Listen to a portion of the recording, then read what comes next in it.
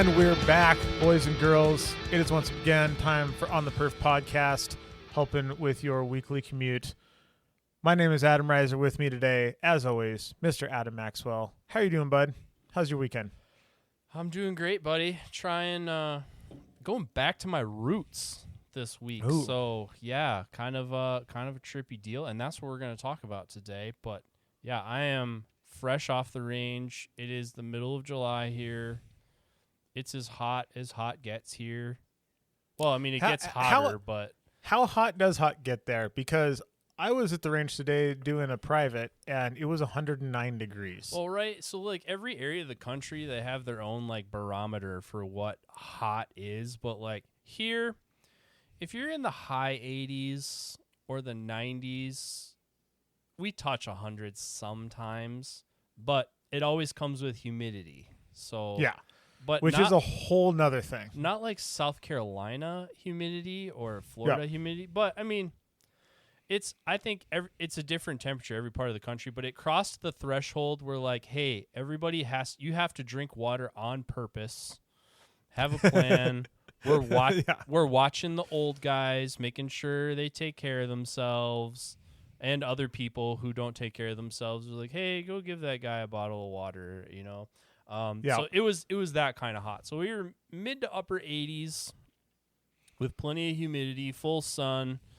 It was I'm a cold plunger, so I'm an ice bath guy. So I did one this morning, and it was a 2 plunge day. So I did another one right before we came in here. So man, you know it's been a day when you do the cold plunge just because it feels nice. Right, yeah. That's a different level for sure. My OG setup, this isn't a plunge podcast, but my OG setup, I had to make or insert the ice, and with the addition to our family now, I decided I don't have time for that anymore, so we got one with a chiller. And so now that thing is locked and loaded at all times, ready to go, just like, oh yeah, I just go jump right in. There's no problem. And it's pretty much, it's not the greatest thing ever, but I mean, it's top 20. Yeah, it's top 20. What temperature are you going in at? I prefer 41, 42. Ms. Amax is not as hardcore as I am, and she wanted to try it, so she went rogue and turned it up to 50. Oh, balmy. Yeah. And how long do you go in for generally? I do about 5 minutes. I have a 5-minute timer on my Garmin, and that's normally what I go in for. But at 50 or 52, like she had it up to, I could sit in there. I could chill in there for 20 minutes. Yeah, like not a problem. I've only done cold plunges a few times, and I've done it in like there's a hot springs up in Bozeman, Montana, and so we'll go there while we're ice climbing sometimes, and I've gotten in that cold plunge a couple times, and it's always just like full of dudes who are like you, like just cold plunge people, and they're just hanging out, and I'm just like fighting to get through it, because I'm my size and I'm made out of freaking tendon and hollow bird bones, and I'm just like not built for cold water at all. So yeah, I'm trying to get that off of me. So yeah, I can do it. Like I can make the times and everything, but it is not a pleasant experience for me. I need to really fight through it. Well, the Cold Plunge podcast, pretty sure you can find that over at Joe Rogan Experience. Yeah, you're gonna wanna head over to the Huberman lab and get you some of that. Mm-hmm. But what we have as a podcast is brought to you by Atlas Gunworks. You guys know the deal at this point. Head on over to perfectzero.co. On the perf in one word gets 10% off a single cart. One of our listeners texted me, "Hey man, what's your Atlas code?" And I was like, dude, for real, bro? I mean, it's this, but yeah, come on. Anyways, I hooked him up, and so he got himself a deal on some stuff. And if you guys have been paying attention to the Instagrams over there right now, they have started releasing factory blems of a good handful of things, where they're like, really? You know what? Somebody somewhere wants these, and let's just get them out of here. Among the things that they're releasing factory blems of are the magazines. So they already have magazines that are actually like normal human being prices, and you can save yourself 10% by dropping our code. and you save money by going with the factory blem. And I am all about the factory blem. I do not care if the I'm logo's factory blem crooked guy. or not deep enough or there's a chip in the corner. Absolutely. Sign me up. Yeah. Yeah, Complete degaff. I'm the meadow on a farm where all of those can just go to live and be free. Yeah, exactly. Yeah, they're just gonna run in the backyard. Everyone's gonna be happy. You can also head over to Briley Manufacturing and get yourself pretty much anything you want for a shotgun. But if you're gonna drop the code OTP10, where I would start, if you're gonna put one Briley part on a shotgun, and you just want to dip your toes in the water, you don't want to go super crazy. You're just like, let's just see what they have to offer. I would start with the enhanced cartridge drop lever. I think that's the way. Yeah. That's the first one, huh? I think because it's super cheap and it like legitimate changes your open bolt reloads. That's where I'd go. What would you do? I feel like I got to do the stendo tube first. Yeah, but the stendo tube's $300. Yeah, I mean, I can't 3-gun without a tube. So like, I can. I'm saying if you already have your shotgun. Oh, and right. yeah, we have a functional shotgun. Yes, we already have a functional shotgun, and you're like, I just wanted to get a little something. I think for the money, for like a $25 part, whatever that thing costs, it's pretty rare that a part that's that cheap can actually like change the performance of your gun. Yeah, I can get on board with that. Just to be different. I mean, the optic plate. I would probably go the optic plate. If you're looking at something else. You're not wrong. You're not wrong. But you guys know the deal. The Briley update, where we're going to talk about the actual sport part of our sport. We're heading into multi-gun Nats here. Recording this. It is the week before. Yeah, we're recording this on Sunday before Nats. I'm flying to Minnesota on Wednesday. And somewhere to the northwest, there is a tired Timmy. They're out there building stages. Yes, I am confident that there is. But, excuse me, that one just snuck out. My bad, you guys. That was right into the mic. I apologize. All right, well, here's the deal. We are tied up 2-2 on fantasy.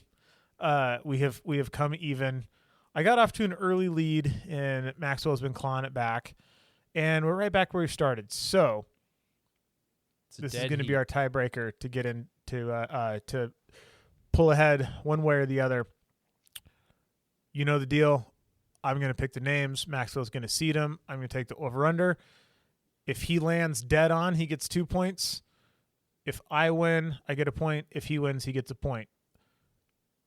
We're going to go down modified first. There's 41 shooters in modified. First pick, Dylan Easley. 41 shooters in modified. Dylan Easley. For the Stasies out there listening, I don't actually touch anything in practice score, but I can still see who's in there. Although well, you can still just see on the the outside too. Yeah, you can just see. You can still see squatting. I mean, Dylan's a top 10 modified shooter if he doesn't have too much dad stuff to do that week.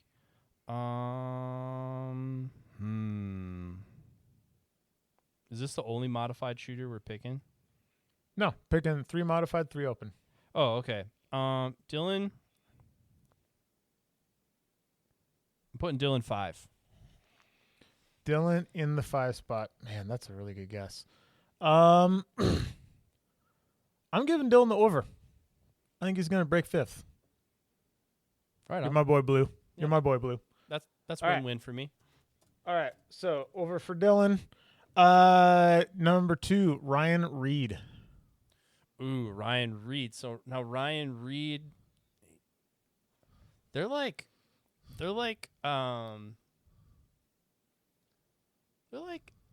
alpha wolves in the same pack. Like they run in the same circles. Who's the dominant one? I mean, we got a classic Randy and Jeff situation here. This is a Randy Jeff situation. I'm gonna try to start a fight in a car on every episode. That's my goal. Yeah. Which, or at least at dinner. I mean, that turned out really good last time. So we're gonna put Ryan at 6. Put Ryan at 6. Okay. All right, Ryan's a 6. I'm gonna give Ryan the under. Come on, Ryan. Come on, Dylan. And next up, Donnie Flo. Donnie Flo. He's not directing matches anymore, so he's got more time to practice. That's right. But he is in the industry, so this is a business decision. And he does listen to the show. Let's see. I mean, Donnie's training for World Shoots. I've been seeing some videos. I also know a lot of our staff guys are going to be shooting modified 10. 10? 10. I'm gonna give him the under. Let's see. All right. Come on, Donnie. No, it's just a game. Everyone calm down. Get your shit together, Donnie. Into open, we got 61 shooters in open. First pick, Rich Franco. Rich Franco.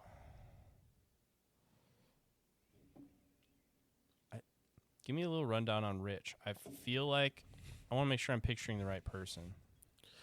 On the shorter side, but not nearly as short as me.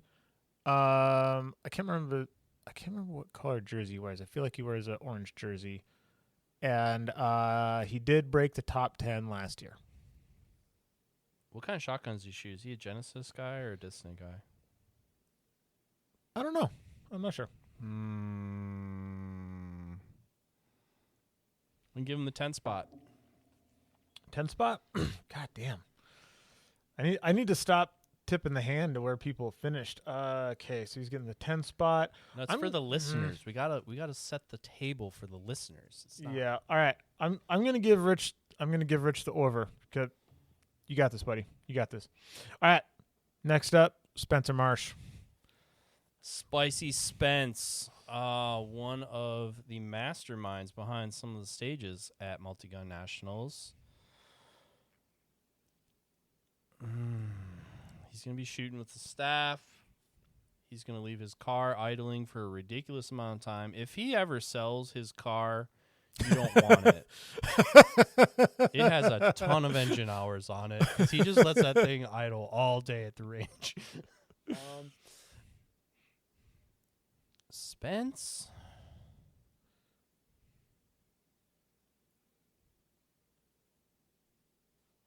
See, I'm torn between he's pretty good. He's a top 10 guy, but he's working the match.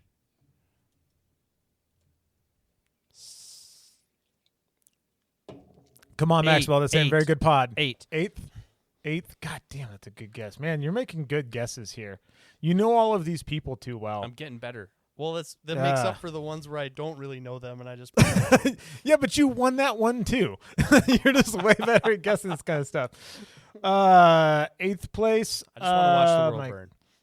Gosh darn it. All right. I'm going to give Spencer the over.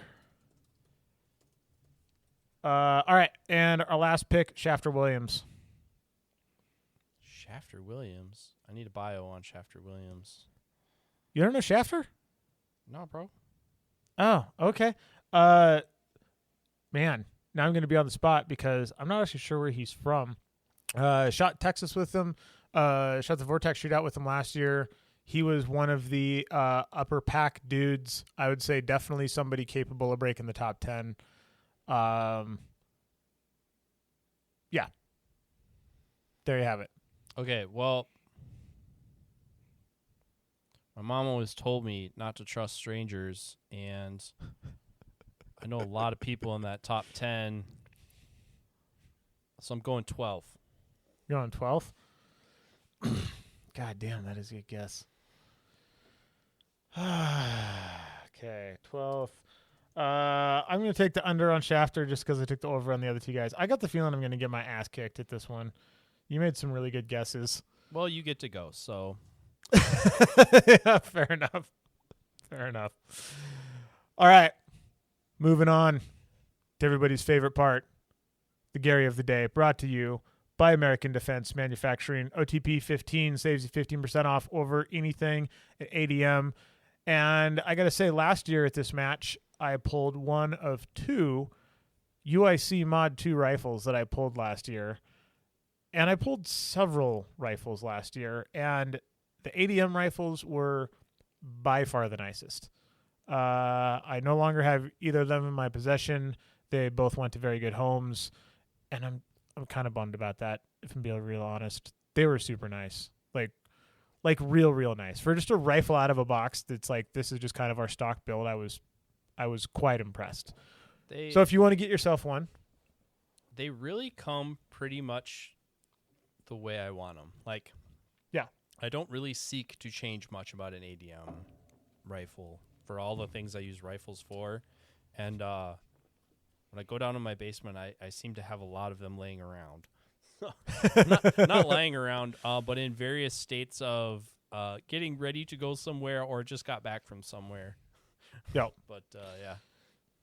Indeed. And I'm told that Mr. Maxwell has himself a Gary of the Day. And for those new listeners out there, if you send a Gary of the Day into the email and is on the perf podcast at gmail.com and we use it on the show, you get to pick the ADM mount of your choice and you get it for free. What do you got, Maxwell? Okay, so I have a confession to make. I have another confession to make, I guess. Someone sent me this, Gary, and when I was cleaning the inbox, I believe I deleted it. So if this was your Gary, and you can make a compelling case that you were the one that told me this, like by resending me the email that we both read, we'll hook it up. But I wanted to do this one. I saw this one in the time frame when we were at High Des. Goes something like at a 3-gun match. We're a professional podcast here, you guys. At a 3-gun match where there was 2x4, I believe, and so had a, so we say, full sugar MP5. Ooh-wee. And I like where this is going. He went all the way to multi on the selector when he went to a plate rack and just mowed it all down. Now, in most rule sets, that is explicitly against the rules. So being a competitively minded show where we're trying to set you up to do better, actively selecting to do something that's against the rules, that is the Gary of the Day. But I wanted to talk about it because we talked a little bit about full auto, I think, last time or 2 shows ago. Do you think, because I noticed that in almost all the rule sets in multi-gun, full auto is explicitly against the rules, probably because most people can't have it or don't have access to it. So it's not fair if somebody has it and everybody. So to level the playing field, they just say, you can't do that, dude. But if you could, or like now, I mean, prevalence of force reset triggers. With FRTs, yeah. It's, full auto-ish. Is it worth it? Do you think? Yeah, so the only time I've ever seen anybody, and I've shot a lot of full auto, and a lot of that full auto is through PCCs. And I've experimented with this quite a bit. We made a very funny video for the company I used to work for on full versus semi-auto, just like strafing across targets and stuff. The two places, the only person that I've ever seen use full auto in a match to an advantage was Tyler Payne shooting Trooper for the Army Marksmanship Unit. at Drink Hard as Hell, or not Hard as Hell, MGMR Man back in the day in like 2013 or 14. And so he had a full auto JP15. The only 2 times he switched the switch 2 clicks was for a spinner, where it is for sure helpful, or a giant wedge of poppers, where there's just like 30 poppers in a big old triangle. Let's just have a moment of silence for how fun that would be. Oof. Anyway. Yeah. So if you're in Parma and there's a giant wedge of poppers, or you're shooting over a spinner, full auto is worth it. For plate racks, definitely not. I've experimented with this quite extensively, a couple thousand rounds worth, and man, with a bunch of tries, you can get it to land and it goes well. But for most people, absolutely not. Yeah, and certainly not like in match conditions. Because like you're getting automated 10 to 15 splits, probably, right? Yep. But what do you think? 1 in 5 is gonna hit? Well, it's more the gaps. Like, so we had a stage at Iron Man for the suppressor company. We basically had like a side stage, and we called it the Spinner Revenge stage, because at those matches there were like 2 to 3 spinners per stage, and it was basically, we had a full auto JP15 with a suppressor on it, and for $5 you could come up and shoot over a spinner with full auto, which was super fun. And it worked very well. We also had a plate rack there, and for free you could just take a zip across the plate rack, and I think we put 15 rounds in it, and something like 300 people took a go at the plate rack, and I think 4 of those people got all 6 plates with 15 rounds. So not good odds. Yeah, and that's the kind of thing. I've seen a few people. I guess there are places in the country where they do full auto matches. That's probably predominantly in Florida and Phoenix, where the retired people are. I think there's a Texas one. I think Timmy does one down there. Texas would probably be another one. But like, it's so foreign to me that there would be anything like that here. Like, Midwestern neighbors would just have so many problems with that we can't have nice things like that. So it's very foreign to me that so I was thinking, I've only seen full auto like used effectively in stage videos, and they were probably funsies runs. Only a couple times where dudes were like, they had short controlled bursts, like it was 2 or 3 shots, and they were like really hitting the targets like they were trying. They didn't just go screw it, mag dump, and we're like mowing everything down, which is usually how those videos go. Yep. But guys like really trying to use full auto to get good points. And it looks way harder. It looks way more difficult than what dudes are doing with essentially predictive pairs now. Yeah.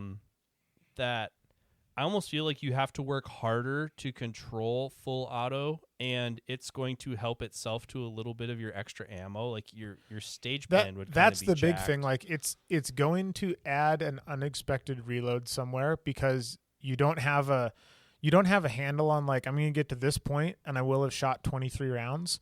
You're just like, I don't know, like the rounds are just going to leak, and at some point this mag's going to run out.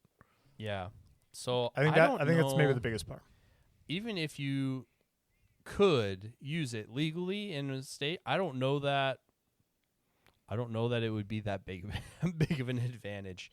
And I certainly don't think it would get you any closer to guys like AJ and Kyle and Max, who essentially can paintball. They're already shooting 12 splits on everything. So like you're not gaining. Yeah, with control. So and no leak. Yeah. So that makes using full auto in a match the Gary of the day. And if you are the one that sent me the email about the full auto MP5, please email me again on theperfpodcast@gmail.com. We'll get you set up with ADM. And again, if you have any ideas for Gary of the day, as some of you do, send them on over. And if we feel compelled to do so, and we use them on the show, we'll get you hooked up as well. Indeed. Well, before we hop into our topic here, it occurred to me after we recorded the last episode.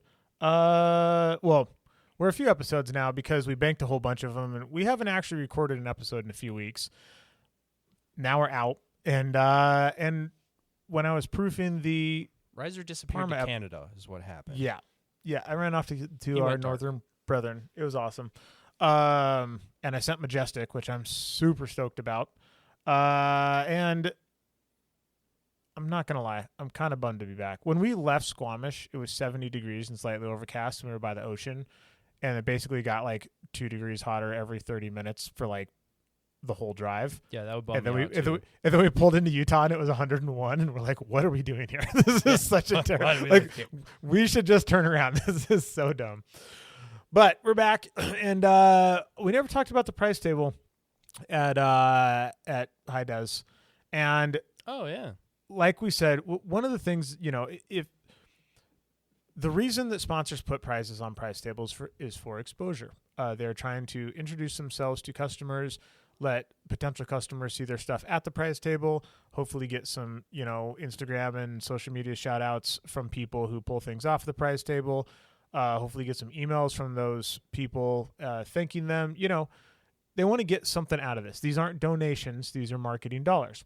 Since if we have a podcast, pro tip, you should probably say something. If you're soliciting sponsorships, do not, I repeat, do not use the D word. Yes. I will delete your email so fast. Actually, yes, no, exactly. I won't do that officially, but the equivalent of your email getting deleted is what happened. I will you'll delete your GAF. So since we have a podcast, we really make it a point to shout out people when they throw cool stuff on a prize table. And I was very, very happy that it turned out that I actually got the dub there because there was a lot of Vortex stuff on the prize table. And being a Vortex shooter, most of that's off limits. So, for the reasons that Riser described, Vortex puts the stuff there to get it in new hands.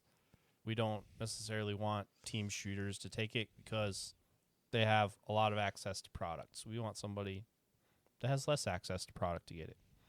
Yeah. Just to be clear. Exactly. Yep. But Seekins Precision, who has been sponsoring this match in both of its iterations the entire time. Yeah. Since back in the day. They put a Hit Pro rifle on the prize table, which is their aluminum chassis folding stock bolt gun. Oh, and it is really, really sweet. Cody Leeper had a handful of Seekins rifles out there chilling on some tripods so people could play around with them, just being one of them. And it's a really, really cool gun. It is cool enough that I was like, you ain't selling. What? Like, a lot of stuff I pull, and I'm like, I need to get rid of this to a good home. I'll recoup a little bit of my travel dollars. It'll be one of my friends will get a good deal. I'll get some money back. This one was like, nah, I ain't selling. People. And this could be one of the biggest compliments Riser could give a prize because he is a minimalist. So yes, Wow. I don't stockpile guns. They all have a very specific purpose. But I'm like, all right, I already have a 6.5 gas gun, which this isn't. I already have a 6.5 bolt gun, which this is. And mine is a nicer version. It's a full, custom, the whole deal. So I'm like, what can I do with this? I'm like, what if I didn't have to shoot a 6.5 Creedmoor every time I pulled the trigger when I was going to do bolt gun practice? That'd be nice. So we got her chambered in 223. Oh, and it's gonna be the practice rig for NRL Hunter. So I'm stoked, and it will be the sickest squirrel gun ever if I ever go squirrel hunting with my stepdad again. It'll be good. It'll be great. I got some Hornady Frontier ammo for you. All right, fantastic. Well, that is it. So huge shout out to Seekins for helping with those matches up in Parma forever. And there's no, like we said, there's not a lot of rifle companies where you can just like buy the rifle and be like, yep, it's good to go. Right. And, I would maybe 5, 3 at least, maybe 5. I can't think of more than that. Yeah. And Seekins is one of those where you can just buy the rifle off the website, slap an optic on it, and you're done. So you guys make great stuff. Now I'm trying to remember. I'm pretty sure I pulled a case of ammo. I won like my PCSL Nationals ammo is what I won. I basically gave it to you to bring Yep. to PCSL. There's a very large pile of ammo labeled Maxwell in my basement. It was federal ammo, but I don't believe it was federal that sent it. I believe it was a dealer of some kind whose name escapes me, which totally ruins the entire point of them putting it on the table. But yes, I did win some federal ammo. Being in the second spot, and kind of like Riser said, there's a bunch of stuff that I'm just not going to take. So the hierarchy goes guns, ammo, and then everything else, pretty much. And then everything, yeah, exactly, yeah. And I was thinking about it too while we're on that topic. I think we have eclipsed to the point where High Desert has actually run longer than Iron Man. Have we? So here's the thing. On the plaque, it says 13 years, but I don't think that's accurate. Did they run concurrent for a minute? No. Nope. It was because the year after. So I shot Iron Man in I've shot it 3 times. I started shooting in 2013. And I think it ran for 10 years. I think at 10 years, they said, quote unquote, we're going to take a break, which means it's over, baby. And that was when Aaron jumped in to start doing high des on that same weekend to fill the weekend. And then club politics, MGM came around again. We're like, oh, we're going to do the Iron Man. They're like, well, we already have a successful match going that weekend. And I would be shocked if the Gibsons hadn't butted heads with the board of the Parma Rod and Gun Club. So they're like, I'm sure they cordially agreed to continue doing the High Desert Championship and not the Ironman.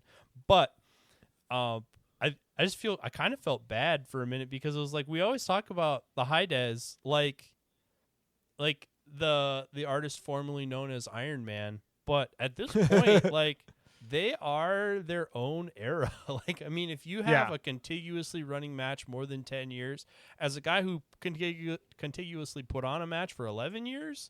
I mean, that takes a lot to keep an event going that long with the same leadership. That is, I mean, that's so still clap. I just brought up the last Iron Man. The last Iron Man was in 2016, so I was correct. So I shot 14, 15, and 16. I started shooting in 2013. So Iron Man went for 10 years. High Desert has now gone for 10 years. I'm just going to read down the list of names. We're gonna go to 15. I'm just gonna read the top 15 play. And so, for the record, this isn't the top 15. Well, it is the top 15 in a category, but just the whole match is TAC. So, here we go. Top 15. Quick trip down memory lane. For whatever reason, Daniel Horner didn't make this one. All right, number 1, Cody Leeper. Number 2, Matthew Sweeney. Number 3, Joel Turner. Shiloh Mattoon, True Pierce, Sam Travis, Brian Nelson, Mark Zybert, Travis Gibson, Adam Reiser, Mark Hamish, Evan Tisler, Benny Cooley, Tommy Thacker, Tim Thomas. Man, I miss some of you guys. Yeah. I was Come back to us, folks. I think I was 22nd adjusted to 19th my first time, and I think that's the best I ever did. Where do you think you're? Do you want me to tell you where you're at here? I want to say I'm like 36 or something. 27. 27 in 16, 15. In 2016. Yeah. Scott McGregor got you by 2 spots. Our boy Rube got 18th. Yeah. Yeah, that man. I miss some of the names on this list. Yeah, for sure. All right. Man, and Pour Cody one out put for the Iron beat Man. down on everybody. He put 7 points into second place. What a jerk! I think that was the year. I think that was the year that he auctioned off his pistol, his TTI Glock pistol at the prize ceremony. Oh yeah, Isn't that the year that he won TAC and limited the same year? I'm not sure. I don't remember. It was either that year or the year before, but he auctioned off his match-winning TTI Glock 34 pistol for whatever charity they were. Oh no, I remember that. So yeah, so that was the last year. There was somebody that worked at what was the scope mount company? Warren. Warren, yeah. Somebody at Warren that worked there, their kid had cancer. That's they were there was a bunch of auctions going on to raise money for this kid, and people were buying like, this PBR and like $200. It was like one of those deals. And EJ was there. Remember EJ? He's doing auctioneer style because he's legitimately an auctioneer. Oh, yeah, because he's legitimately an auctioneer. And by God, when that was going on, you keep your hands in your pockets because if you made any movement, that was your bid. And you're like, oh, God, somebody please outbid me. Yeah, so, he's going to catch you under that hat and those sunglasses. He'll see. Oh, my God. Who was the dude? My God, I'm so freaking bad with names. He wrote for whatever that super tactical magazine was. I think he might have been on that. Oh yeah, I know who you're talking about. Geisley, shooter. Shoot, what is it? What was his name? Yeah, he was on that. He was like on Top shooting. Shot. He was on Top Shot. Yeah, one of the more prevalent people from Top Shot. Yeah.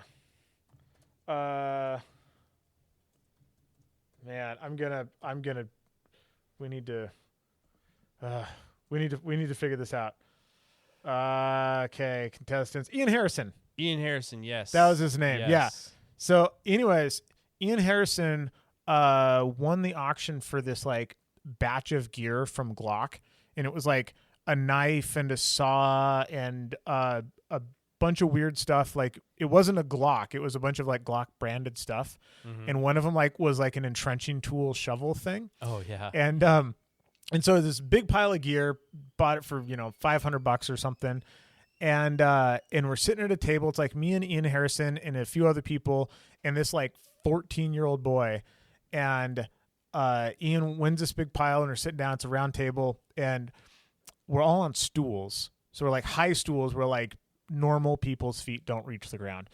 And Ian gets a beer and someone's like, oh, open the beer with the entrenching tool. And so Ian folds this thing like it's a hatchet, brings it up above his head and brings it down on this beer and doesn't hit the beer square, just like glances it, and it shoots this beer off to the side, and as hard as you can throw a baseball against a wall, hits this 14-year-old kid right in the forehead from like point blank range, and just cleans him off the stool, just drops him like a sack of potatoes. And all of us are just like, oh my God, this kid's dead. And we look over the table and this kid claws his way up onto the table and he's like biting his lip and he makes a fist and he like pounds the table 3 times and just goes, I'm good. And Ian Ian just slid all of his stuff across the table. It's like, it's all yours, dude. I'm so sorry. And I was like, dude, that kid is a trooper, man. Like, never made a sound other than like the initial like oomph when he got knocked off the stool. It was so gnarly. Oh my God, I've never seen anything like that in my life. That is so rough. That is the most Parma thing ever. Dude, Ian felt so bad. Oh, it was rough. It was really rough. Okay, well, on to our actual topic. What are we talking about today, buddy? All right, so I went back to my roots. I first started action shooting pistols in, I want to say 2007, and I started in the sport of IDPA because at the time USPSA was limited and open. So it was a very exotic sport at the time. And from what I was watching on, at the time it was called American Shooter. Now it's called Shooting USA. But in watching all the different types of shooting sports, the one that really appealed to me was IDPA. It was more simplistic gear, more, it was simpler, more practical, quote unquote gear, more conventional style pistols. So in USPSA at the time, you pretty much had race guns. And I wasn't into that. Still not into that, actually. And so I got into IDPA. I shot a lot of IDPA really until the off-ramp of 3-gun, which for me was about I started shooting 3-gun in 2010, but like really doing like some of the matches that we're talking about 2012, 2013. So I shot a lot of IDPA, and my IDPA friends were actually the ones who got me into 3-gun. They were to that time, I was one of those people who would look at a wall of AR-15s and be like, I don't see a need for one of those. I was that guy. Now I probably have more AR-15s hilarious than really anything else down there. So I had it was a significant chapter in my shooting career. But when I really got into 3-gun, and I'm a college student at this time, or, freshly out of college, 3-gun kind of consumed my bandwidth for shooting. So I kind of migrated away from IDPA for a while. And when you get a taste of outlaw 3-gun and some of the stuff we were doing, especially at that time when it was way outlaw, IDPA just seemed kind of lame. So it's just kind of one of those things you just kind of moved away from and never really came back to. And with all the belt stuff that Hunter's doing now, he's kind of started this renaissance of shooting from concealment. IDPA has been there the whole time, but at the same time, it's always been kind of it's not the same thing. It's not the IDPA same is thing. like it's like dudes in fishing vests and 45s on the hip. It's Right, not the and- same thing as like coming out of a Penix under a t-shirt. Yeah, and I just so I kind of renewed some of that interest in shooting from concealed, and we all know there's a sport that is entirely about shooting from concealed, but at the same time we don't just endeavor to be in that sport. We have this, we're trying to do this other thing. And so I kind of had it in my head. I was like, I should try that again. For a while I didn't think or know that there was an IDPA club active in my area, but some of the other guys who don't shoot multi-gun, they're kind of like, when there's not USPSA close by, they're like, oh, we went and shot a IDPA match. So I was like, yeah, I should try that again. And it's been that way for a while because the closest one to us runs on the same weekend as my local home club USPSA match. So, are you going to your home club's range or are you going somewhere else for an IDPA match? You probably guess how that turned out. But so I had it in my head. I wanted to try it again, at least revisit it. I totally expected to be completely disappointed and remember why I was like, oh yeah, this is why I hung this up. But I wanted to try it again. And of course I've been put in this situation where I like to say Reiser and I, we were talking to, we'll change names to protect the innocent. We were talking to somebody who was in the divorced club, and after they were gone through their divorce, they decided that they were going to date their way through the alphabet, starting with A. Yep. And I've pretty much decided that's what I'm doing with the shooting sports right now. And so I'm up to I. And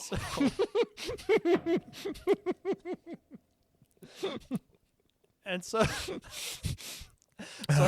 I had the opportunity to try it. So I went out today to my first IDPA match. I actually, because I've shot more than 3 IDPA matches, I probably could have gotten away with it, but I didn't want to. I activated my membership. I actually had to email them and be like, hey, I was a member before email was completely prevalent, so I have no idea how I could even recover my competitor number from your system. Can you help me? That's how long ago it was. And when I went in there, when I paid my dues and I went in, The most recent stats they had for me was 2013.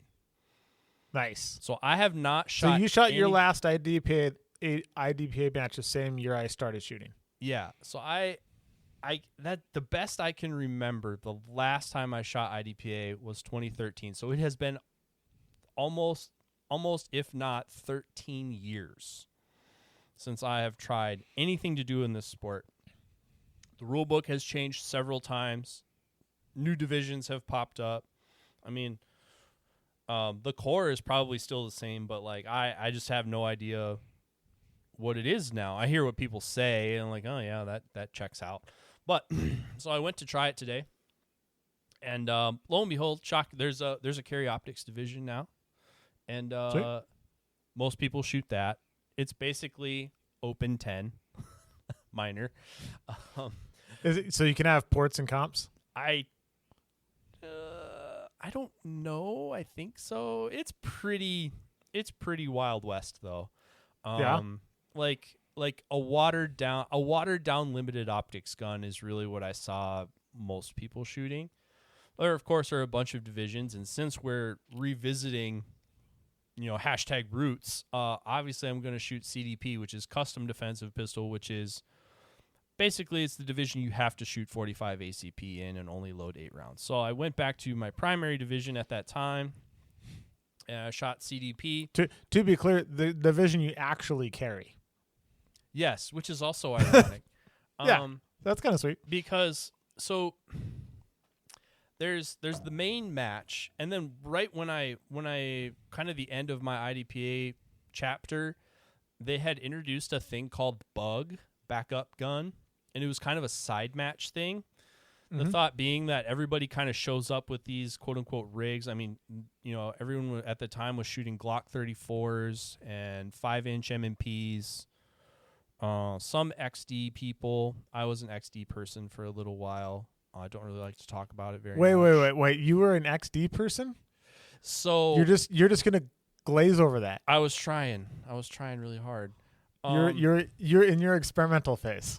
So at that club, at my home club in Minnesota, it was a weekend match. It was a 3-stage match. And in the outdoor season, you could sign up twice. They would let you shoot 2 divisions. And the move at the time, if you were cool, the move was a Springfield loaded adjustable sight 9mm 1911 and the Springfield trophy match in 45. So you basically had an identical gun in 2 calibers, and you could switch back and forth without having to change belts. I, of course, love guns a lot, so that didn't really bother me, and I wanted to shoot as many kind of guns as I possibly could. And the first non-1911 pistol that I ever got in my collection was an OG XD, because I shot it and... You'll love this. I shot it and a USP-9 side by side. I rented it at the range, to see which one I would like better. Those were the two that you were debating between. You're like, I either want the giantest HK ever built. Yeah, because it was in Blood Diamond. Yeah, solid. And so like either the Blood Diamond gun or the Springfield gun. And in my infinite wisdom, like every other new handgun purchaser, obviously, I bought the one that felt better in my hand, like a moron. I love everything about this. Okay, so I don't have that gun anymore, but I shot it for a while. Hang on. I'm a little hung up on this. Okay, that's it. How were those the two? I get Blood Diamond. Okay, how was the Springfield the other choice? Because it's not like Glock and MMPs didn't exist at this point in time. I didn't like the MMP. But those weren't on the list. I still don't really like the MMP, if we're entirely honest. It's weird. Like on paper, don't let Hunter Harry say that. It should be what I like, but he's. I didn't like a Glock. I didn't want a Glock. And I wanted something in 9mm. Because I was shooting 45, and so I wanted to get into one of the other divisions where you're shooting 9mm for 9mm reasons. and I really liked Springfield because I liked the 1911. Oh, And so you got sucked in by brand name. I think I was Okay. a lot more brand loyal in this time period as well. Okay. It's coming together now. A lot it's more coming together brand now. loyal. But yeah, so I ended up with that XD, and I shot ESP with that XD, and CDP with a TRP 1911 for most of this time period. And so you could shoot two guns. The other thing that popped up was Bug. And at the time, Bug was kind of positioned as like a side match kind of thing. And it was, the reason we started talking about this is quote unquote the guns we actually carry, because people are showing up with Glock 34s and 5-inch M&Ps to shoot this concealed carry sport. And then on the daily, or like maybe in the parking lot, they're like rolling around with J frames and whatever at this time. I mean, this is before single stack Glocks or anything like that. Like the smallest Glock you could get was a Glock 26. And so people were shooting which are guns like terrible, that. by the way. They're horrible. Those are just the worst. Ironically, though, at this time, because Bug, like it was restricted, like it couldn't require a reload, and it had a maximum round count of 5 rounds. So it was like some weird 5-shot string. So it was kind of a thing like after the match, like the little dessert on top would be the Bug match. If you wanted to stick around, we're gonna shoot Bug real quick, and if not, see you later. And so predominantly Glock 26s, and it was kind of one of those things where if you didn't have a Bug gun, there were like 3 guys who would loan you their Glock 26 if you put ammo in it. And so I fell into that category of borrowing a Glock 26. And then it was enough of a thing where I was like, okay, this is kind of cool. So I'm going to buy my own Bug gun. Obviously, I bought a Springfield EMP, the OG EMP. For reasons I could not tell you, I never shot that gun very well. Like I never did very well with it. It was a nice gun, like I liked it. But at the match, I never did very well with it. And I was getting waxed by guys with Glock 26s. And so at some point I was like, you know what? Glock 26 is the gun to have, so I got a Glock 26 just to shoot Bug, and I still have it. Does the EMP fit your hands? Like, is that the problem? You just don't have all 4 fingers on it? No, it was kind of a full grip. Like I thought it was a cheater. I thought it was guaranteed cheater gun. I wonder why it didn't treat you well. It was just kind of a. It's just kind of a quirky thing at the time. Like it's some weird 5-shot thing. It was kind of like a carnival game almost. Like I just don't think crushing it was really the thing, because it was never from a holster. It was never. I think the guys at the time, I mean, they were doing the best they could, but like, just the particular stages that they did. And, over the course of what, like maybe 3 or 4 seasons where this was, that's like, I maybe have a sample size of like 6 to 8 matches where I actually did this. I just never expected to win and never did. So Bug at the time was a thing. Well, so I fast forward, here we are back 2026. I'm signing up for this match. I see the match, and I see right below it, Bug match. I'm read it. It's so the weekend match is a 7-stage IDPA match, which is a decent size, weekend club match. The Bug match, which starts after the main match, is 6 stages. Oh, it's a pretty full day. And so I'm like, And like from what I remember of Bug, it was like, okay, well that's 6 5-round strings of some kind, off of the main stages. And even when we were starting today, they made the joke, oh yeah, if you're sticking around for Bug afterwards, blah blah blah, we'll shoot some stuff, with the guns we actually carry. And I kind of chuckled because I shot the main match with my actual carry gun, not my gamer 45. Like I actually unloaded my main one. I would say one of my main squeezes on EDC, and shot the match with that in CDP, and then I put that away and got out the gun that I really got to wear at weddings when Ms. Amax makes me wear a suit. Yeah, I hardly shoot it ever, And that's when I shot bug with. That's funny. And they're legit. They pulled one target out of 6 of the stages. Like the classifier equivalent, they didn't shoot with bug. They threw that stage out. They went through all the other stages again. They essentially pulled out one target, and we basically reshot the match again. That's cool. In hot for Wisconsin July weather. Yeah. And let's say not peak athletic specimens of this particular group. I think because they kind of took like an hour break between the two things, I'm thinking most of these people are local because they weren't like in a hurry to get this thing going. I'm in my head. I'm like, could we like start shooting? I got like a 2-hour drive and like a 5-month-old at home. Being the only person at the range in a hurry is not a sweet place to be. No. Yeah. It's like being the person at the back of the plane with a connecting flight. Yeah. But I'm like excited because, well, part of it, there's a group of us from here and we're going to go there and we're like, oh, we should carpool. And they wanted to carpool with me. And I'm like, just so you know, I'm shooting bug. Like, you should shoot bug too. And they're like, what's bug? And I'm like, well, that's your first problem. But I'm like, if I'm going to spend 4 hours in the car, I'm going to make sure I do at least 4, if not more, hours of shooting while I'm there. And one of the reasons that I got out of IDPA was the round count was low. Like, you're only allowed to have 3 magazines.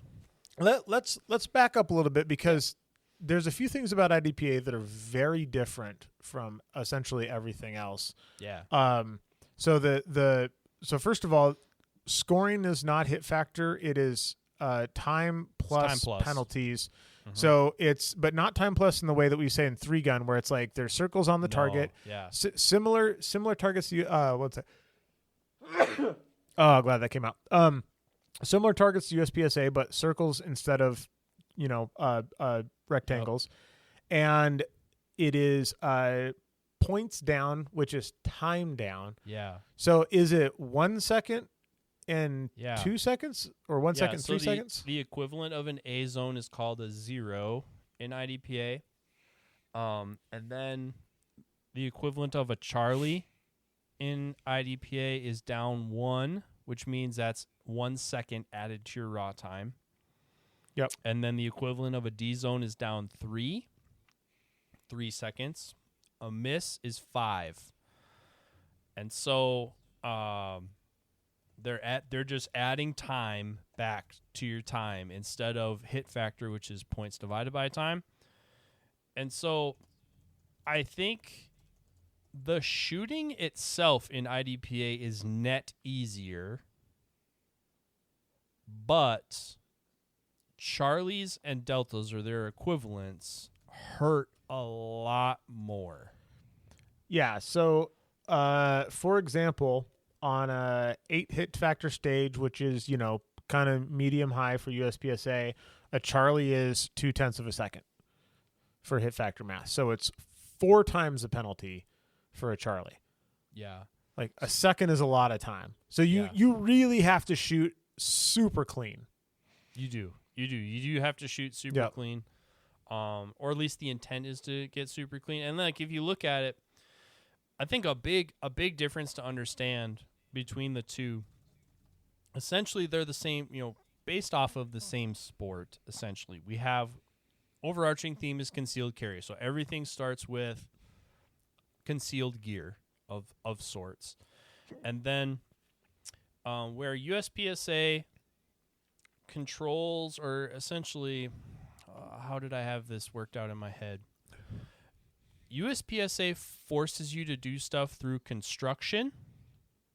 So they essentially, if they don't want you to shoot something from somewhere, they have to build something that takes it away from you, right? Yep. So they have to hide it from you. They have to physically construct the stage to move you around. They can't say, go there and shoot that, go over here, shoot this, and then go over there and shoot that. They have to build it, and it has to be shot freestyle, and basically when they set you free, if you want that to happen as a match director, you kind of have to construct something that compels somebody to do that, like a mouse maze. IDPA, they drive you to do stuff through instruction, all right? remember all that stuff that like Riser and I were like super wound up about at High Des? This is like a lot more watered down version of that. So you roll up to a stage, you get the little story. All the stages have little stories. It's all a scenario. Yeah, You're standing at the ATM and you get jumped by 5 hoodlums. It is LARPing. All right. Before that was even a term, it is live action role play. All right. So like, here's the Quickie Mart scenario. We want you to do it this way. And like there's very little, if any, creativity really allowed. It's like you have to do the thing we want you to do, and we're going to see who does it the best kind of thing. Compared to USPSA or PCSL, we'll just call it race gunning. In race gunning, these are all open-ended problems for you to solve. This is go through this scenario, and we want to see who comes out on the other end fastest, essentially. Yep. And so they use a lot of verbiage and rule structure to kind of make you do that. And so, like, if like in a USPSA match, the stage is once the stage is constructed, like it's kind of a standalone thing. By contrast, because I was a SO in IDPA when I was active, so SO is the equivalent of RO. So instead of range officer, they call them safety officers.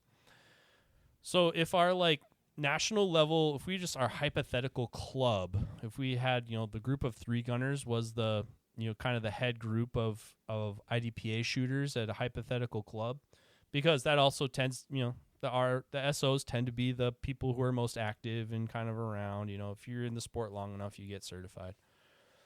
One of the things is the SOs basically had to go around to every stage in a little flock meeting, and they all have to go. Match director basically goes over the stage and what he wants to happen, and everyone kind of picks it apart.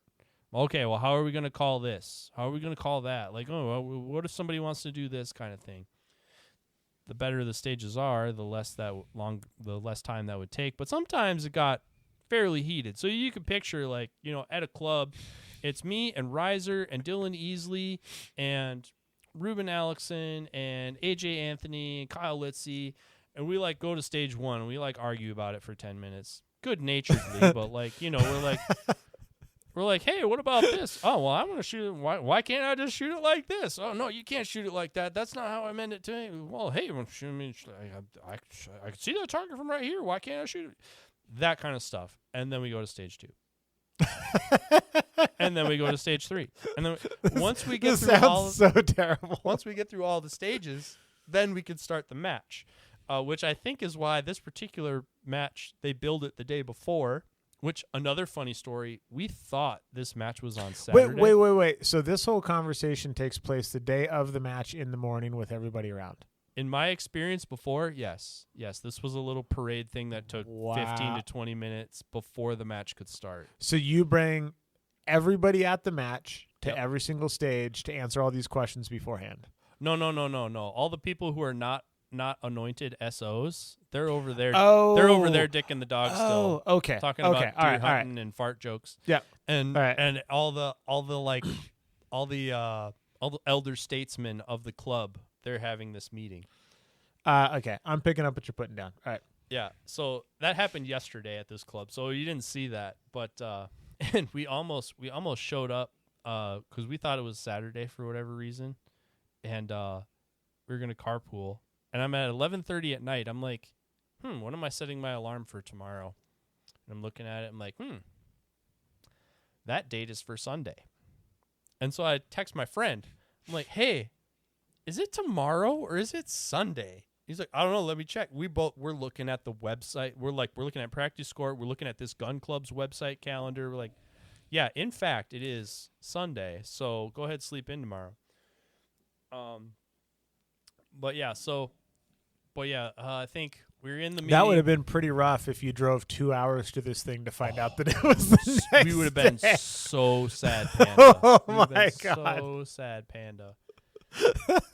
And these guys were like, again, these guys were kind of back. We got sidetracked here, but like they want a carpool, and I'm like, well, I'm shooting bug, and they're like, what? And like, I'm shooting no, seriously, I'm shooting bugs. So like, because these guys are gonna want to scoot the second this match is over. Yeah. I'm like, I'm not the early bus home if you want to ride with me. And they're like, okay, cool, we'll see you there. And they drove themselves. So we shot the main match. It was over. There's a little break. Then we shot the bug match with like one squad of people with little guns.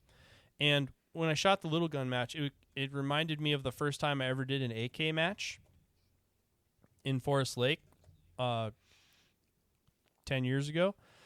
Actually, probably 15 years ago. We realized that our image in our head of what AKs did, like reliability and function-wise, and what they actually do in real life, not same. Not same. Okay. People get out their bug guns, and I'm instantly reminded why. Well, a reason why I prefer to have 42 ounces of steel strapped to me is because these things are horrible. Yeah. They're horrible. They don't work half the time. And when they do work, they're really hard to shoot.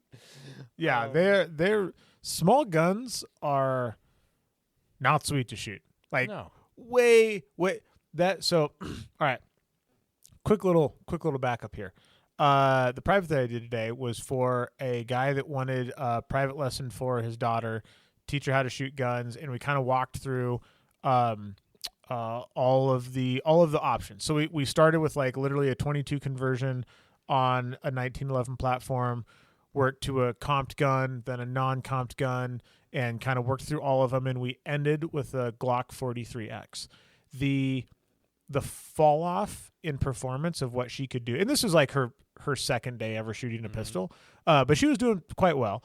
And the fall off in performance of just going from a full size gun to a 43X was so drastic that I'm like, and she's like, this is way harder to shoot. And I'm like, yeah, for everybody. Like it's also way harder to shoot for me.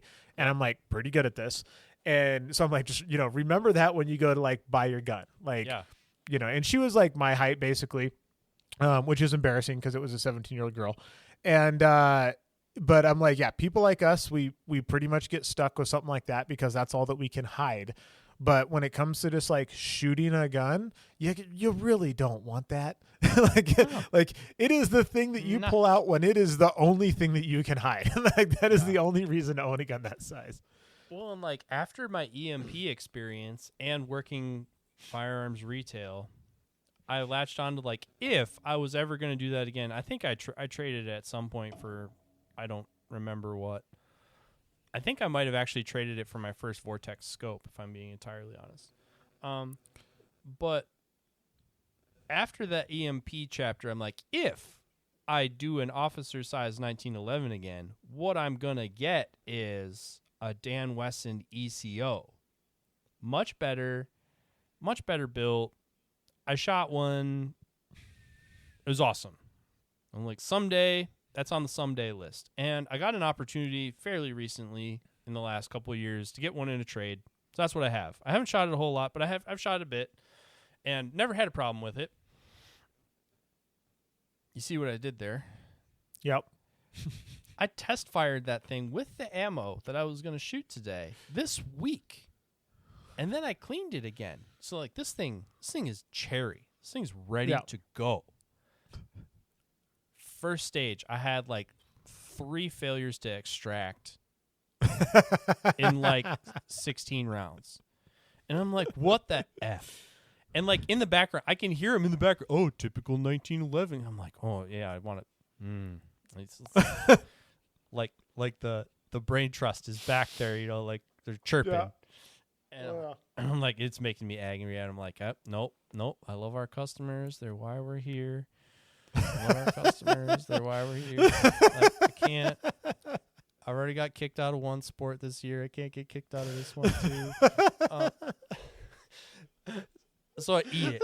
I'm like, fluke, right? Go to the next stage. Same damn thing. And like it's like pulling the case. Sometimes it just pulls the case like halfway out, and then like the extractor loses it. I'm like, how did I lose extractor tension in 2 days of this thing just sitting in my bag? I don't know. I don't know. I had the thing detail stripped at the safety table. I'm like tuning the extractor. I'm gonna put a little more tension on the extractor. Go to the next day. Still happens. What is going on? What is going on? And finally, I'm just like, something. I have extractor tension. Something is making that thing not want to come. There's too much friction. I'm like, we're pulling out all the Iron Man tricks. Like, well, the ammo is really hot, and like my bag is sitting in the sun. And finally, I'm like, you know what I'm gonna do? It must just be the chamber. I'm gonna try and drip some oil in the chamber and just like break some friction here. Try to. Yeah, that's exactly what I was thinking. I was it's just hanging on too hard. I got a couple drops in that chamber, and for the last 2 stages, ran like a champ. So really, that worked. Awesome. Yeah. So now, like, another level of TISM. Like, this is in the category of why 1911 double stack shooters like clean their mags religiously when they touch the ground. It's not because they're that sensitive. It's because they had this bad experience, and they're going to make sure it never happens again. Yep. Amax's bad experience, that's never going to happen again. He is going to swab the inside of his chamber with oil every single time before I go to a pistol match that I care about ever again. I'm guessing this thing just sat loaded for a long time, shot it a few times and then loaded it again, put it back in the safe. And I'm guessing just that combination of just a little bit of fouling and I wonder if hitting that thing with a hone would help. I don't know, because I mean, it's not an inexpensive gun. Like, I would expect this to have a fairly polished chamber. But you better believe I'm going to take it apart and have a peek-see. So. Yeah, I feel like it's different with a non-necked cartridge though, because I have hones for a 223 and 6.5 because I've had some, like had a piece of brass split or something like that, and like flame cut and things along those lines where I'm like have to like rehone a chamber, and so just like throw a thing on a drill, throw a little oil on there, and or not oil, but whatever that compound is, and just like go to town. But it doesn't get into the lands because it's a necked cartridge, so I don't know how that works with a pistol. I feel like that's way riskier. Yep. And so we got through the bug match at the end. Some hard lessons learned. I was texting the guys who dipped. They're like in air conditioning, having a really good cheeseburger and a beer while I'm doing all this. And I'm like, hey, just in case you were wondering, this is super not going very well right now. I wish I was making a very bad high cholesterol decision with you instead of fighting this gun.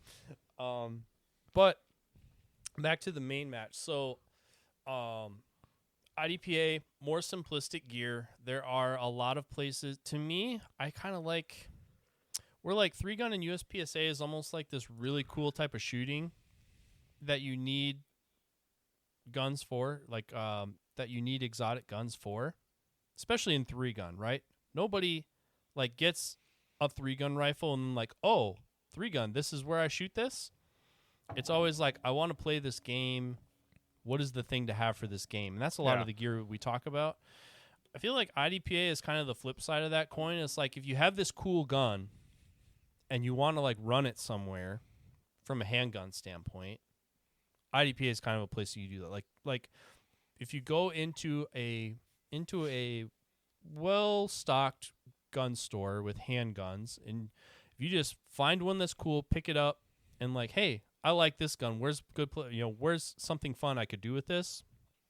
I feel like that's IDPA. Where in the race sports, there's kind of like preferred guns or configurations of guns you need to have the full experience or to play the game at that level. Here, I feel like you could show up with a revolver and be like, oh yeah, this is a fun thing to do with my revolver. Now, in revolver, you're going to be by yourself mostly, but it's kind of one of those things. But that's true for everything. Yeah, and same thing with CDP. Like, I'm shooting CDP. I fully expected to be the only one. There were 2 other guys. I handily beat them, but like I would kind of expect that. Even making, I don't know, IDPA's idiosyncrasies anymore. So like I got a couple dings just not knowing not knowing the new version. But yeah, so about that, because I started the very first match that I ever shot was a IDP-esque indoor Bob's tactical pistol match type thing, but it was like mostly IDPA rules with a little bit of USPSA sprinkled in there. And so I've shot very few matches. I did shoot a bug only match. The entire match was bug gun stuff, and it was like a 12-stage all-day match, which I did win with a with a Glock 43, not a 43X, but a 43. Nice. So yeah, I was pretty proud of that. And but I remember, so the few things that I remember the scoring being like super punitive on Charlie's. Yep. I remember there was tactical order and tactical priority, and so there was something with like, if targets are close enough together, you have to shoot all 3 targets with 1 round before any of them get a second round. So all engagements were like 1-1, 2-1-1. And then if they were far enough apart, then you could shoot 2 rounds into each target on the way through. Is that still a thing? Okay. Kind of. So yes, remember in the scenario, they're leaning heavy into these are bad guys, and you're shooting them kind of thing. So they always want you to use cover. One of the things that people who haven't shot, I forgot all the cover stuff. They haven't. Oh my god, yeah. They haven't actually played a race sport, if ever, recently. So they're like, oh, you can't just run in front of a window and shoot everything. They always want you to be kind of bladed towards covers, some form or fashion. When I was playing IDPA before, they didn't allow fault lines. One of the things that's changed is now they essentially have fault lines, and it's not the same as USPSA, but now it's kind of like from a stage design standpoint, they're forcing them to put an objective indication of where cover is on the ground.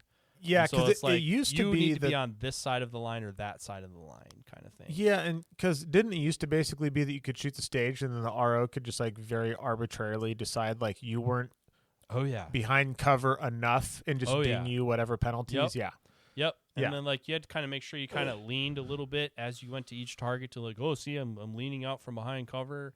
Oh, but your foot was right there. You know. So now instead of all that, there's a line.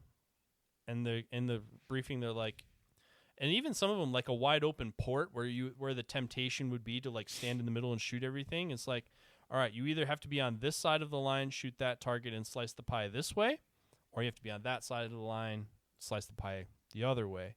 So that is new. Do you still have to like make it obvious that you're slicing the pie, or can you just go to the fault line and shoot the things? Nope.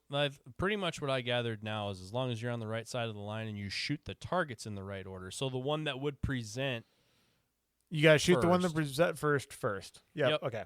Yep. Got you. But so you have slicing the pie is always a thing. And then if you're exposed to an array, if you're exposed to more than one target at a time, then you have to shoot in tactical priority near to far. So the ones, again, bad guys, the one closer to you is more threatening to you than the ones that are farther away. So you have to shoot the ones furthest or closest first and then farther away. Tactical sequence is a thing from my era of IDPA. That's you have to shoot everybody once before you can shoot anybody twice thing. That has gone away. I learned that today because I asked a few guys. I'm like, hey, is this like they're like, nope. If they're equidistant, so if they're determined to be equidistant, it's essentially freestyle. You can shoot them however you want. Yeah. So that has changed, and that has changed for the better. Now, I thought in one particular port, because honestly, if I was doing that in real life, whoever I'm shooting first is getting more than one bullet for sure. Well, that was the thing is I was driving there and tactical sequence had like come across my brainwaves while I was driving, and I was like, of all the people I know in the tactical world, I wonder who I could call to ask them if they ever did that for real. Like, hey, there's this. So check it out. There's these 3 dudes, right? And you're gonna shoot them all. And there's always just 3 dudes for some reason. It's always three. Yeah. It's always 3 because you got to be revolver friendly in real life and in IDPA. Exactly. So, but then I got there and I specifically we had a really good Sherpa on our squad, and so he was safe to ask questions to him like, hey, what about this? Oh no, you don't have to do that anymore. Okay, cool. So that was dumb. We went away from that. But there was one port that I went through, and essentially there was a paper target, and then there was a steel plate, picture like a steel challenge plate, but these ones were on stands where they would fall. They wouldn't fall over, but they're like on a post, and they slide down to the base, which was cool. Yep. So basically, threat target, paper target, and either I could shoot the head box and hit that steel target, or right off its shoulder, basically. And so my first question is, if I take the headshot on that paper target and I hit the steel, is that like good to go? And they absolutely said, absolutely not. You would have to shoot that again. So you can't 2-for-1 the bullets. So I was like, okay. So you got to shoot it. And so in my head, from old IDPA, I was like, well, okay, so shoot the closer one first. They said, no, when you're coming around that wall, you're technically exposed to the steel plate first, not the paper target, even though the steel plate is further away. So I got a PE, a procedural error, for shooting the paper target first before the steel plate. So stuff like that. There's kind of these, like, it's not as arbitrary and made up as what we were talking about in High Desert that we were all wound up about before. This is very regimented. Like if you're in the IDPA mindset, this makes sense. Uh-huh. It's just that we're not in IDPA mode. Yeah. We know just enough about IDPA to be dangerous. So we get dinged a little bit once in a while. Or another one, back in the Dizzy. So another key difference that people would notice between a race game and IDPA, they're essentially in a race game, you're allowed to bring like all of the ammo. So not only are they restricting magazine capacity, they restrict the amount of magazines you can have. So you can only have 2 reloads on your person to use in the stage. So loaded gun, 2 mags on your person, that's what you have to solve this problem. In the olden timey times, or another thing, is that if you want just to get into the mindset of who came up with this game, just head over to YouTube, search Ken Hackathorn Red Dot. The Wilson combat video that comes up first, that's just a vision into the mind of where this game came from.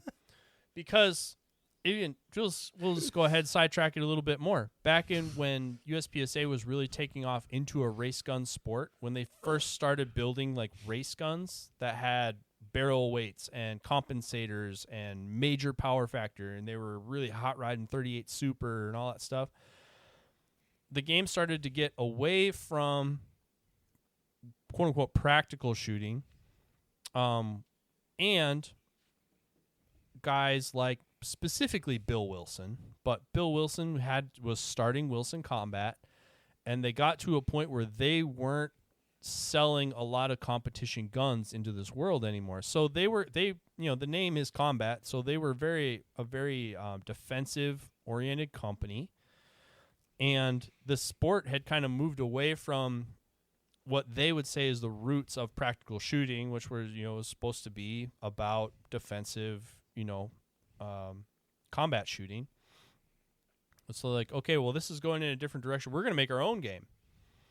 And so the doctrine, the original doctrine of the game is, it's Larry Vickers, Clint Smith Thunder Ranch, Ken Hackathorn, Wilson Combat. Just go ahead, watch some videos. Google all those things. You will see where the ideology comes from, and it's very much frozen in time. And we'll get to that probably later.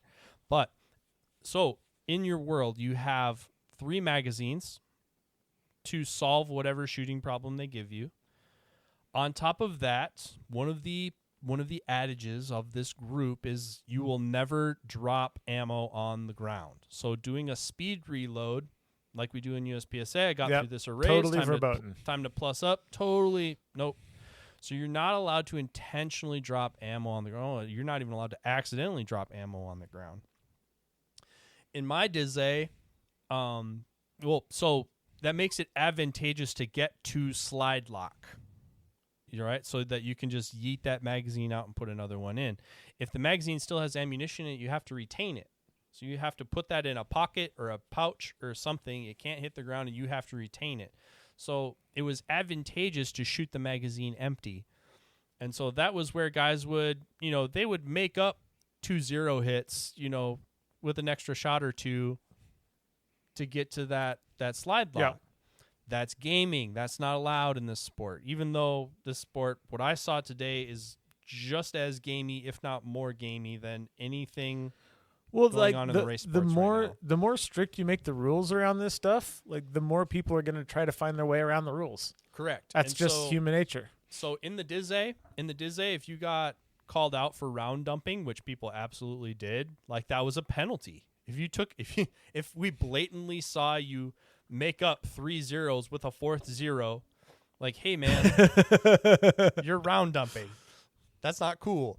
That was getting around the intent of the stage. Now, man, I saw some round dumping like on par what you and I were doing with slugs a couple weeks ago, right? Like, I'm like, dude, you legitimately shot that target for, like, they were shooting at a target, but they were shooting at a target and that was part of their plan. They're like, oh yeah, I'm going to shoot 3 or 4 and then I'll be slide lock.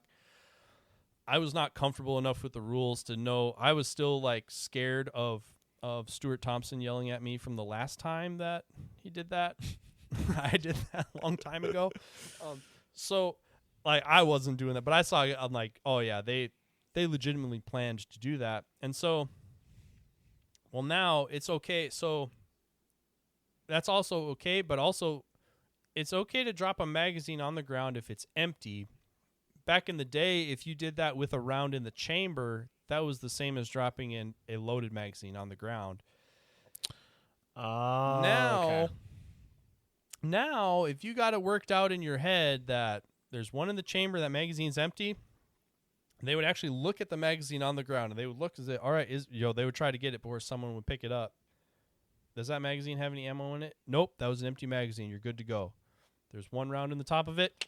PE, baby, procedural error. Oh, so now you're just counting rounds and trying not to go to slide lock, but have an empty mag. Right. Which, like, interesting. I did on accident one time, and then I'm like, oh, okay. And I was starting to kind of get a feel for it.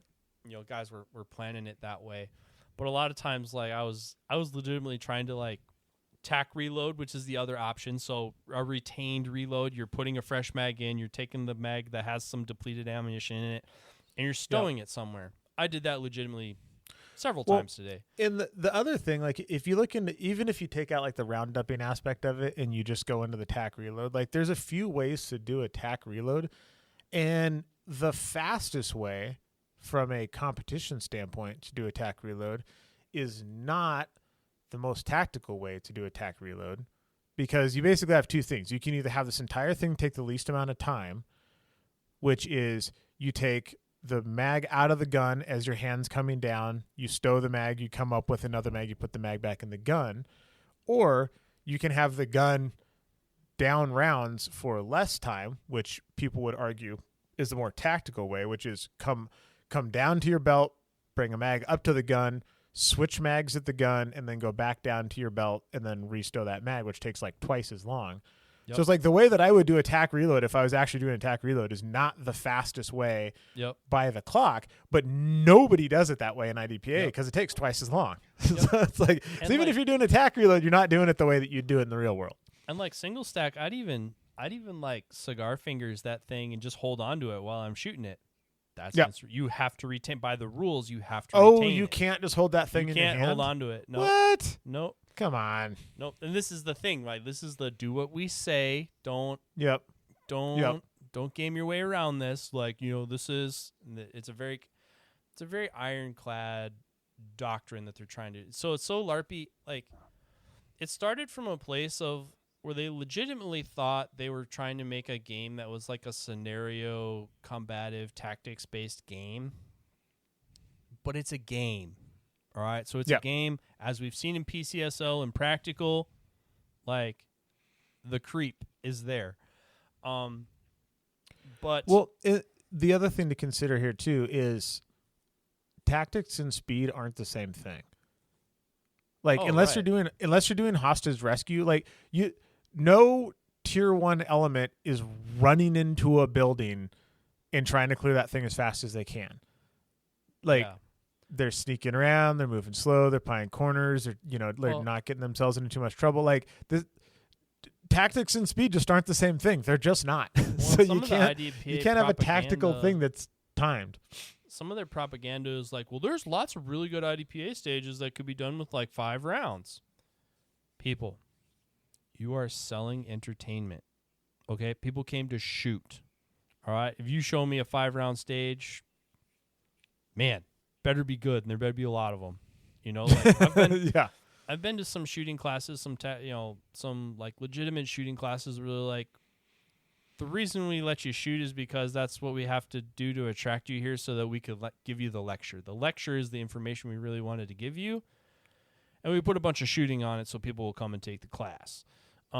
So some of that there, but like, it's almost like now it's almost, the ideology of it is almost enough isolated and frozen in time that I think it is more synonymous with what cowboy action is than contemporary. Like, it's kind of its own thing, and it's kind of frozen in the 90s, early 2000s. Yeah. Just look at their divisions. There's only one. I think they have 8 or 10 divisions. Only one of them can have an optic in it, carry optics. Oh, really? All right. But they have stock service pistol, enhanced service pistol, CDP, enhanced revolver, stock service revolver, bug. They have some kind of compact division. They have all these. Most of those divisions, notch and post sights. Not even just iron sights. Notch and post sights. A very specific type of sight. And it's kind of, again, go watch that Ken Hackenthorn video. Like, most people use this kind of gun and this and that and the other thing. And, they're trying to get to, what most people carry. Like, if you look around at what most people carry in the last 3 to 5 years, that looks a lot different. A lot different than it did in the 5 to 10 year range. Not saying it's good, bad, or otherwise. It's just evolved. And if sports don't evolve with what's contemporary, they kind of become like SAS, and there's nothing wrong with SAS, but it's a thing. Like, it's a frozen thing, and it's not really going to grow unless, it came out of the era where Western movies were getting heavily made and were very profitable in Hollywood because there was a generation of people that connected to the Wild West. As you get away from that, as there are less people that connect with the Wild West, the way the boomers and the Gen Xers did, that sport is going to shrink. And so the same thing when I look at with IDPA, if it doesn't stay contemporary, which I would say it's kind of borderline not doing right now, it's not going to enjoy the success of like what we're seeing with the Hunter Constantine Belt Series. Yeah. Because the Belt Series is making you use gear in that similar vein, like it has to be concealed, but it's the race version of the sport. Like, here's a shooting problem, solve it. It's not live action role play scenario. And I think a lot of what athletically aged shooters with disposable income want to do right now, they grew up on first-person shooter video games. They want to do that for real. They don't want to necessarily be in whatever scenario you cooked up is. They want to do live action first-person shooter, and I think right now the race versions of action shooting are giving them what they want, and they're seeing that engagement. And so right now, I think I have no idea what IDPA's stats are, but I still feel like it's frozen in size, similar to what it was 10 years ago, because it's still kind of holding on to that mantra that they originally had. And Wilson Combat is still very, I don't know that Wilson Combat owns it, but they're still heavily influential in things that happen with it. And until like they're willing to kind of let it evolve, I think it's kind of its own unique thing. Well, what it looks like around here, because there used to be a pretty decent amount of IDPA around here, and now there's almost none. Mm-hmm. Ironically, IDPA super prevalent in Parma, and they hate USPSA up there. So that explains a bit. It shows in their 3-gun, I'll tell you that. It shows in their 3-gun. But the problem is, like you said, the new people coming in, they don't want that. And so if you have a sport where the old people age out but nobody comes in the other side, like that's the end of the sport. Like the sport will be dead when the last person's dead. Yeah. And just like service rifle, you know? Like M1 Garands are cool. The generation that connects with M1 Garands is aging out. So yeah, 100%. Also, by the way, when I don't remember what show it was, but I said the Garand was on my bucket list of guns to shoot.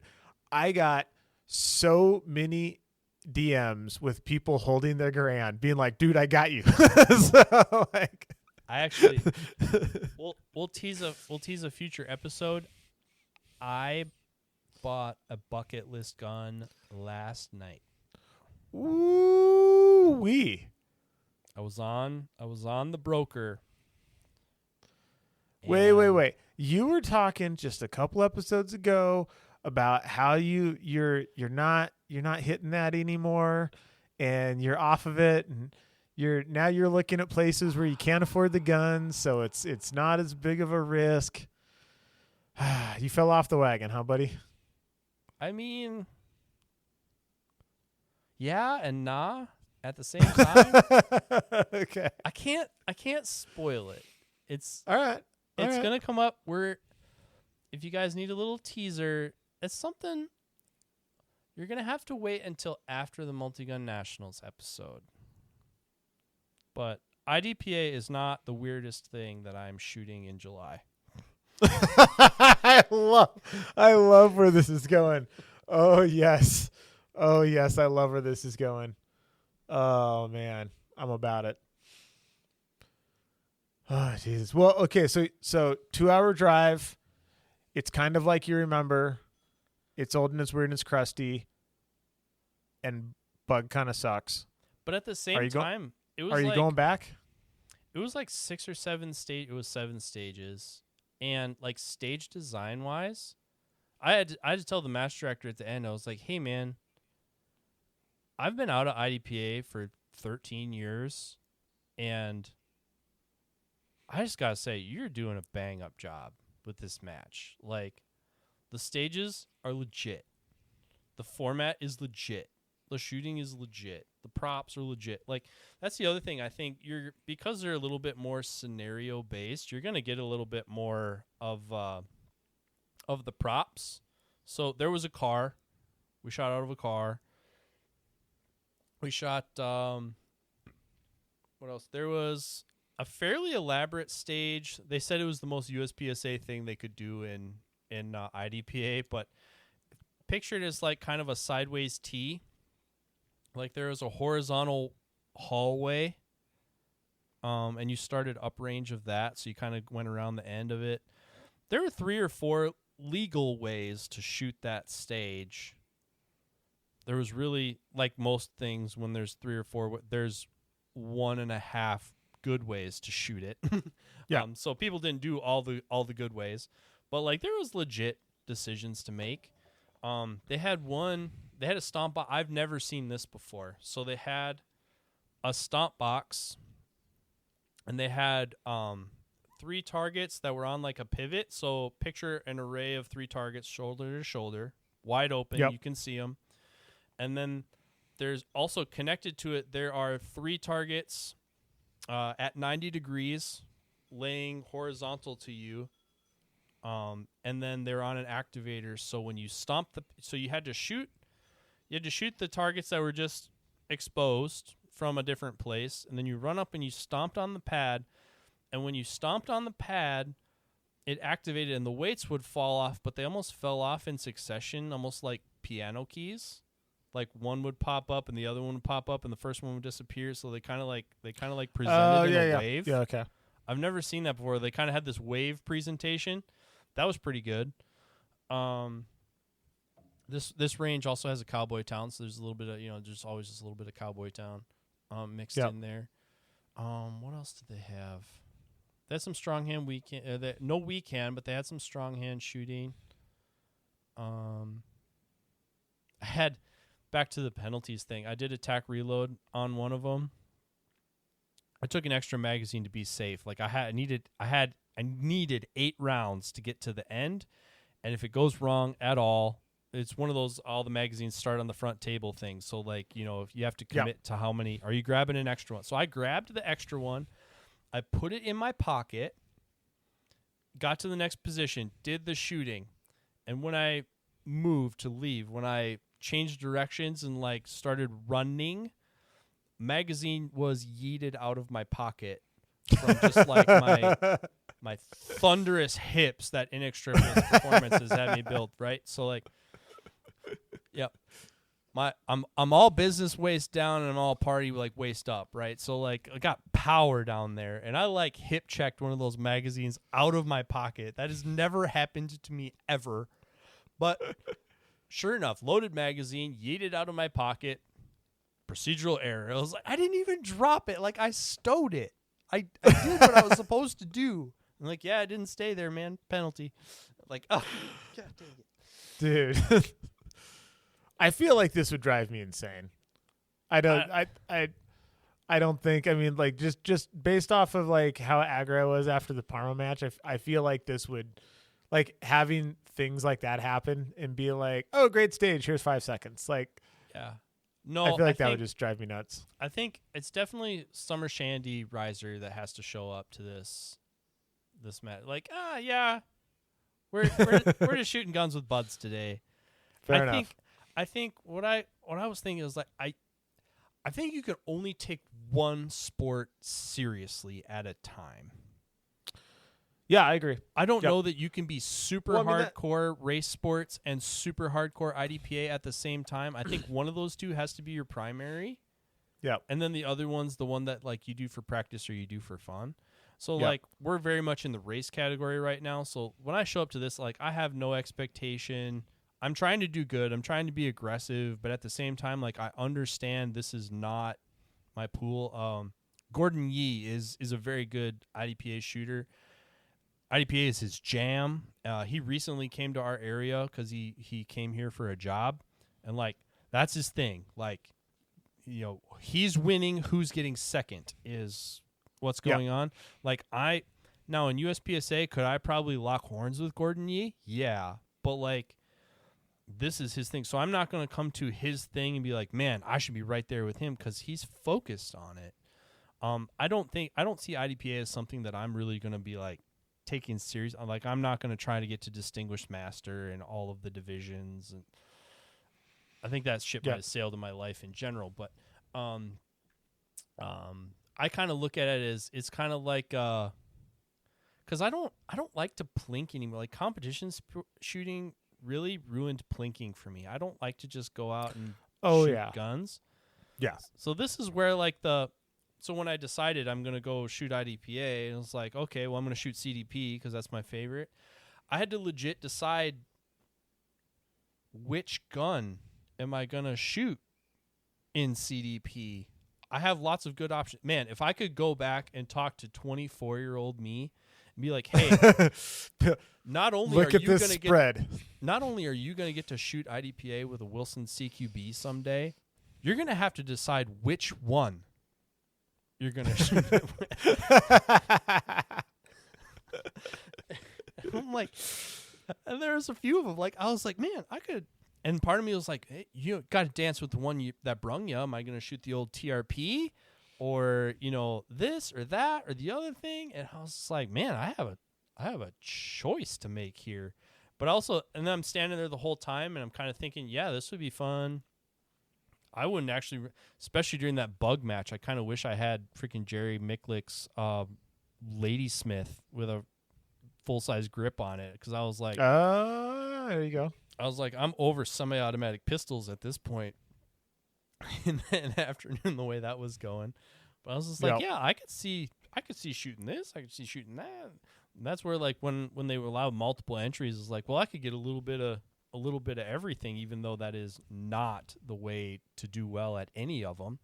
But I kind of look at it as, to me, I look at it as like a plink session. Like, I can go shoot with my friends who are my action shooting friends, and we can do something action shooting like, and, have like something interactive to do with the guns. But really, I'm there to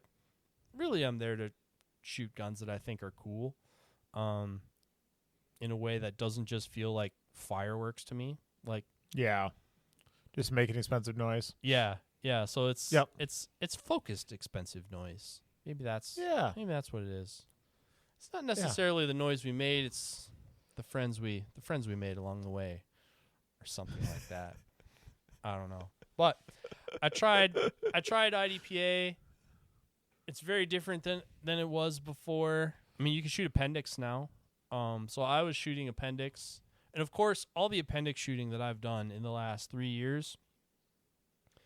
And so you're restricted on the number of magazines you can have, right? But just managing equipment, I'm like, I need a Barney mag, and I need the mag that's going to start in the gun. So I had another mag pouch like way in the back. Like, that's not where I'm going. I'm grabbing for the two in the front. If I had $1 for every time I grabbed that empty Barney mag and tried to shove it in the gun today, I'll tell you what. I don't even know. Like, are you John Wayne? Is this me? I don't even know what's going on right now. But I tell you what, like, might as well in the bug match. I'm like, you know what? I'm just gonna put them back there because that's where I'm gonna try and grab them from anyway. Jesus. But the vests are still out there. I saw the best IDPA vest that I've ever seen, and that is a military. What do they call their normal fatigue uniforms? BDU. BDU, yeah. So a BDU like shirt, like it's not a jacket, but it's like a heavy shirt. Like, they just take a BDU top and they cut the sleeves off of it. I'm like, that. just like Elias from Platoon. Where was this when I could not afford a Woolrich or 511 vest, but bought one anyway? All I had to do was go to the Milsurp store and cut the sleeves off. And awesome. The pockets are man, perfect. awesome. It's the right weight. Like, it's the right amount of like stiff that you can like flip it out of the way. Like it. Because like I have my old IDPA vest right here, and I tried it, but it is not the move for appendix. It is not. It is not the move, and I'm sorry if you're not shooting appendix. You're giving up at least a quarter, if not a half a second on the draw. I think. The guys who are really fast. I wanted to ask Hunter, like at the belt matches, like if anybody did. There were a few guys, not many, but there were a few guys shooting like strong side IDPA rigs. I can't imagine any of them did well off of what people can do now out of appendix. But no, I would seriously doubt it. Yep. I tried IDPA. It's not as lame as everybody thinks. We're all more alike than we are different. So like maybe, giving each other shit's kind of fun to do, but at the same time, sometimes you can really hurt people's feelings. So like, maybe try it if you haven't in a while. It's go try new things. Yeah, it's fun. It's fun with guns. I'm glad I tried it. I'll probably shoot another IDPA match next weekend. For no particular reason other than there is one next weekend, and there's nothing else in the shooting sports going on next weekend. Absolutely nothing. Nothing else? Nothing. Absolutely nothing. No. Nothing ain't dying the same death as service rifle.